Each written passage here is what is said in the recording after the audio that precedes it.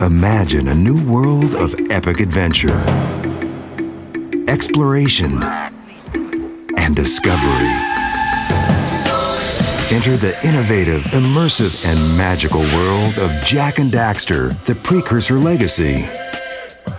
Jak and Daxter started off as the game that we all wanted to see for a next-generation console. We had never really explored free roaming. We had never explored giant environments. We had never explored anywhere near the detail that we knew that we could get on the PlayStation 2. We just kind of went through a process of, as gamers, what would we want? And then what more can we produce beyond even a gamer's expectations? Building the worlds for Jak and Daxter was a huge challenge. I mean, you got programming, you got art, you got design. Integrating all that into a game that's still a gamer's game has been really satisfying and fun. In development for nearly 3 years, Jak and Daxter, the Precursor Legacy is the first new venture from Naughty Dog, the creators of the acclaimed Crash Bandicoot series. With a larger team of programmers, artists, and animators, and the most accomplished and accredited game designers on board, Naughty Dog takes adventure gaming to an entirely new level. When the PlayStation 2 specs were announced and when we started working with it, we realized that we really had capabilities beyond anything we had ever worked with as a team. In Jak and Daxter's case, that means a major technology push to really try to use the 10 or 20 million polygons a second that the PlayStation 2 is capable of. Jak is the main character of our game. He's the hero. He's the everyman. I don't know, he's a cool guy. Daxter's Jak's best friend, and from the very beginning you realize this is an extremely annoying character in a very good way. Woo! Baby, it's your breath.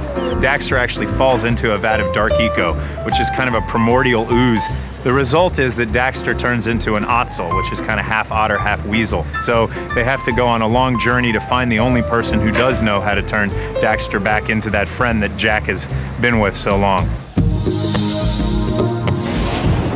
We're really trying to push beyond the norm of the action platform genre. We're trying to go in directions that people haven't gone in or go beyond where people have done. What makes a title stand out is the production quality, the production values. And you have to have better lighting than everybody else. You have to have better animation than everybody else. It's about making it look as good as possible. What we've got here is actually the full world, always there all the time, and you can go anywhere with no load times, no cuts. It's free roaming, it really is. It's like you're in the world.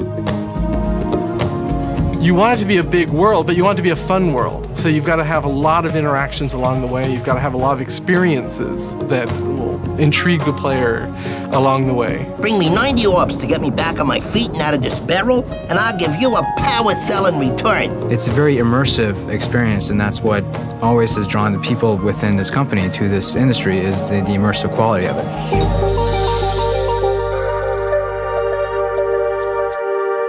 Animation's always been a big part of Naughty Dog games, so we created this system for Jak and Daxter which blends animation frames and creates new animation frames in order to lend the characters real fluidity and smoothness. His run can go right into a kick, and there's no pop or click, and it just is seamlessly smooth. We're looking for impact that couldn't possibly be achieved through conventional means like motion capture. We want to see the character jump and stretch to twice his height, or if he's punching, we want to see that fist be twice as big as it normally is.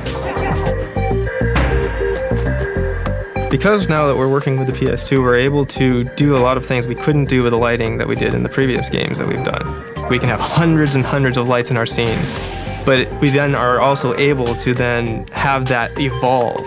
Now we've actually achieved what we always wanted to do, which is having the stages, the backgrounds cycle through a real time of day. If you stick around the village for about 24 minutes, you would see that you would go from sunrise to afternoon to sunset to night, and we also threw in an extra green sun to give us a green sunrise.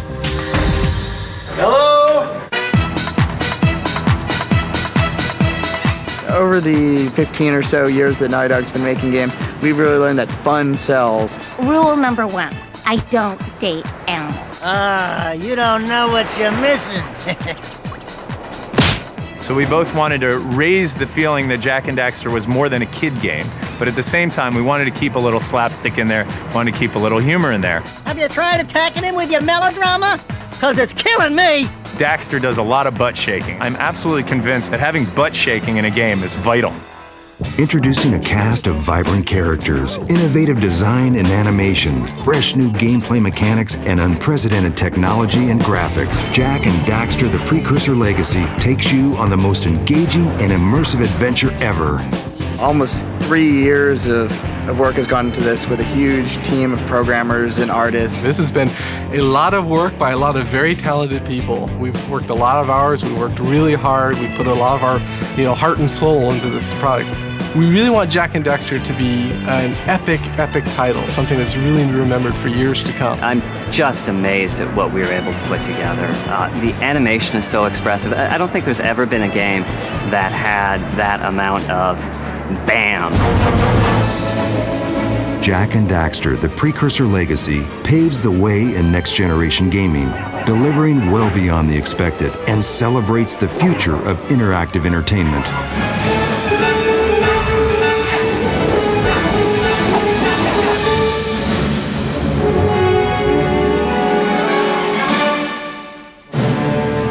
You know what they say about people with big ears.